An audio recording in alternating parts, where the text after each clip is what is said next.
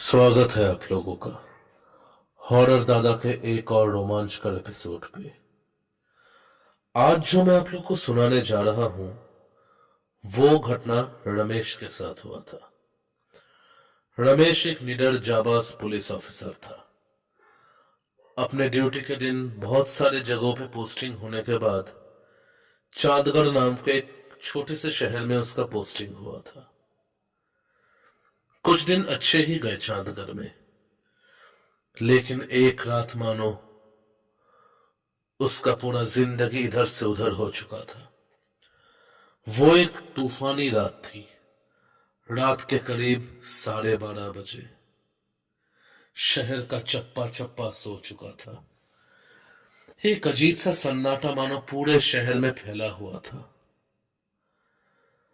रमेश अकेले ही अपने जिंदगी के कुछ पलों को याद कर रहा था। बाहर जोर से बिजली गरज रहे थे। हवाओं के दरवाजों पे दस्तक आ रहे थे। हवाओं का हर एक झोंका दरवाजों पर जोर जोर से पड़ रहे थे। तभी अचानक उसके दरवाजे पर किसी का दस्तक हुआ। इतना निडर होने के बाद भी मानो आज रमेश थोड़ा घबरा गया था। इतने रात गए कौन आ सकता है? रात के इस वक्त कौन होगा? उसने दरवाजे से थोड़ा सा झांका और देखा सामने एक औरत खड़ी हुई थी, लाल साड़ी में लिपटी। उसका सिर्फ आधा ही चेहरा दिख रहा था। उसके आंखें अंधेरों में भी अजीब तरीके से चमक रही थी। उस तरफ से वो औरत बोलने लगी, दरवाजा खोलो, बाहर बहुत ठंड है, मुझे अंदर आने दो।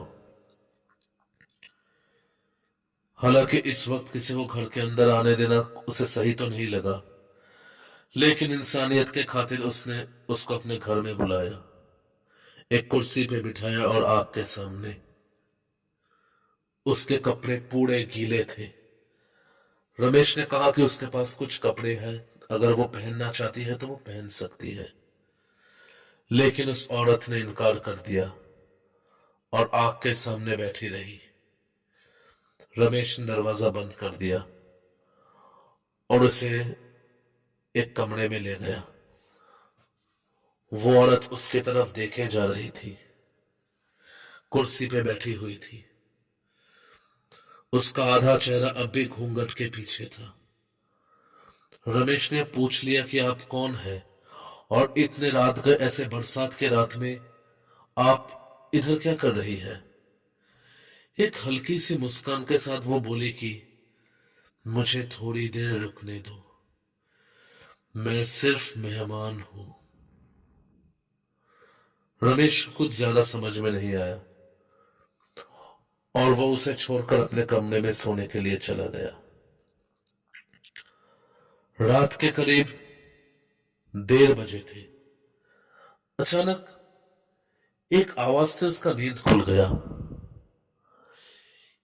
ये किस चीज का आवाज है? मानो कोई किसी चीज को कच्चा चबा रहा हो।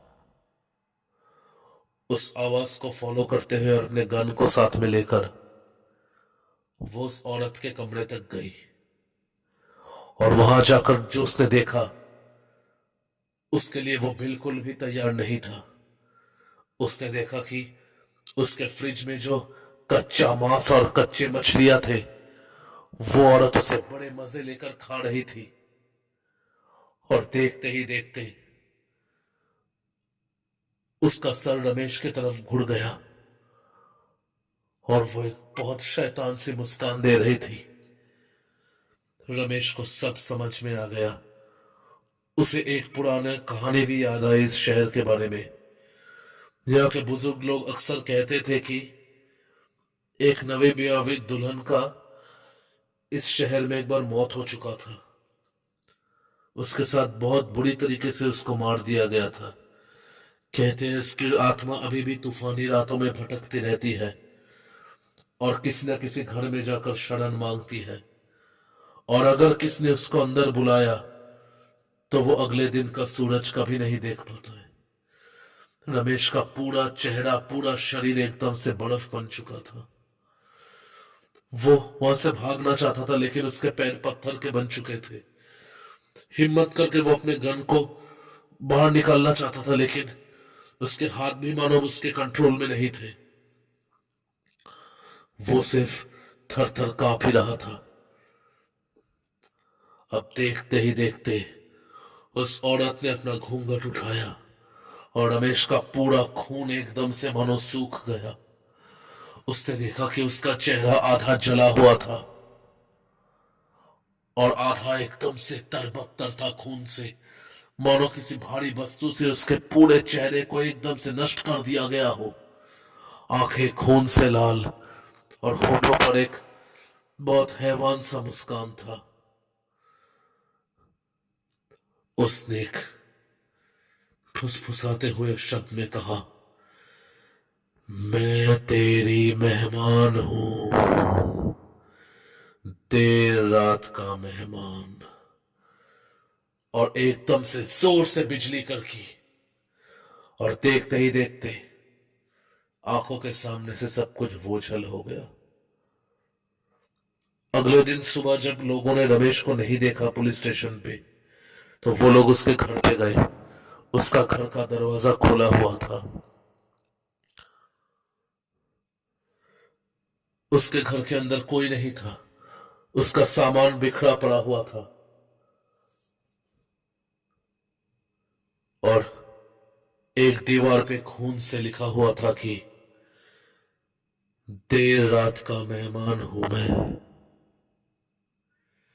उस दिन के बाद से रमेश कभी किसी को नहीं दिखाया दिया। किसी को पता नहीं उस रात रमेश के साथ क्या हुआ था।